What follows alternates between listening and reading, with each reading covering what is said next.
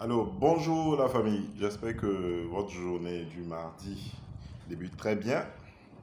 Nous sommes encore ce matin pour décortiquer quelque chose qui relève d'une importance particulière pour ceux qui s'intéressent à l'investissement, à l'industrialisation et j'allais dire quoi, à l'entrepreneuriat à haute échelle. Vous savez, lorsque le Burkina Faso parle d'industrialisation, c'est très concret. Actuellement, c'est l'ambition la plus énorme et la plus concrète que se réserve le droit de nos gouvernants à publier, à communiquer et à déployer toutes leurs énergies possibles. Et parmi leurs énergies, moi, j'aimerais bien attirer votre attention, et c'est l'objet de cette vidéo de ce matin-là. Intéressez-vous à l'industrialisation. Ne vous dites pas que vous êtes petit, que ça ne vous intéresse pas, vous êtes commerçant, vous êtes non. Moi, c'est de mon rôle et de ma position de consultant en investissement et je vois ce que je partage à nos partenaires qui s'intéressent à investir au Burkina Faso et à ceux qui exercent déjà, tels que les institutions non gouvernementales. Je sais ce que l'on leur dit. Je ne pourrais pas vous dire tout, mais le peu que je vois, que je peux vous partager, je le ferai. Alors, je résume quelque chose. Vous savez, lorsque le Burkina Faso a initié une loi interdisant l'utilisation des sachets plastiques avec application immédiate, parce que c'était une législation passée, mais avec application immédiate dès cette année-là, ça aurait pu éveiller l'intuition industrielle pour certains.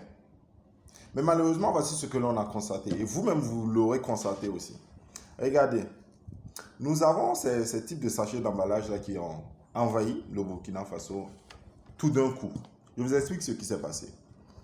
Pendant qu'on aurait eu des opérateurs économiques, de grands commerçants, ayant assez de ressources pour pouvoir développer une industrie dans ce sens-là, certaines personnes, d'ailleurs la majorité, ceux qui ont le monopole de la chose, se sont juste permis d'aller au Ghana, de voir des personnes qui ont l'habilité en machinerie et de se mettre à commander cela là-bas.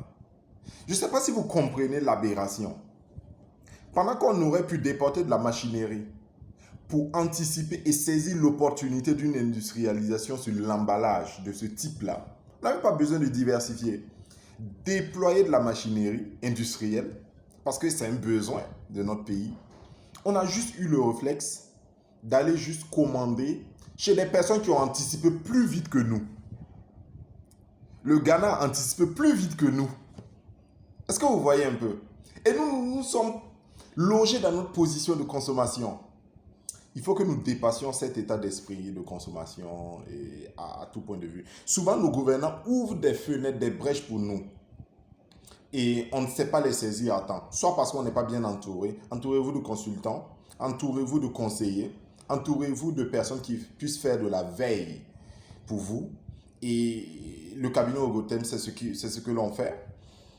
Mais au-delà de cela, c'est d'éveiller l'esprit d'industrialisation.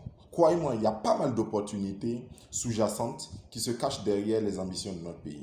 Et ça dépend de comment nous allons les saisir. Actuellement, il faut que nous dépassions, pour ceux qui ont la possibilité d'aller en Chine, il faut qu'en plus d'aller faire du commerce, c'est-à-dire commander quelque chose et venir revendre, je vous vends une petite mèche si certaines personnes ont la possibilité de lier des partenariats concrets avec des industries chinoises, de sorte à pouvoir les inviter sur le territoire burkinabé et être leur représentant exclusif, quitte à ce que ce soit une succursale directe ou pas. Ça, c'est une brèche qui s'ouvre. Pourquoi je le dis? Toute industrialisation suit un processus de subvention. On l'a vu avec l'industrie automobile, avec BYD, qui bénéficie de subventions extraordinaires de la Chine, du gouvernement chinois, et cela permet de concurrencer Tesla. Ça, c'est le nerf de la guerre qui se passe dans l'automobile. Donc, je reviens. Toute industrialisation suit des subventions à outrance. Et je vous vends de la mèche. Je vous vends de la mèche. Et je sais de quoi je parle. Toute personne qui arriverait à faire venir des investisseurs au Burkina Faso, vous verrez il y aura plusieurs subventions qui vous seront accordées pour vous installer au Burkina Faso. Vous aurez plusieurs opportunités de facilitation douanière, de taxes fiscales, qui sont révélées lorsque des investisseurs s'intéressent au Burkina Faso. Certaines même sont déjà accessibles, connues sur le site de l'agence burkinabé d'investissement. Et vous pouvez vous renseigner, mais d'autres ne seront pas visibles et ne seront pas dites de façon concrète sur la table, aux yeux de tous. C'est une mèche que je vous vends. Dépassez cet état d'esprit d'entrepreneur, j'allais dire modeste et tout. Allez à la conquête, soyez audacieux. Soyez audacieux. Allez demander des partenariats avec des structures bien implantées, costauds, dans d'autres pays, et négocier des implantations au Burkina Faso. Que tu sois une PME, tu peux le faire. Tu peux le faire, on a juste besoin d'audace. Et la petite bonne nouvelle, c'est que nos gouvernants vous accompagneront avec du lobbying. Et le lobbying, c'est quoi? C'est d'influencer. Vous ne pouvez ne pas aller avoir 10 milliards pour aller négocier un marché. Mais si vous arrivez à convaincre nos gouvernants, ils peuvent développer leur influence pour participer avec vous à la négociation. Je dis du n'importe quoi.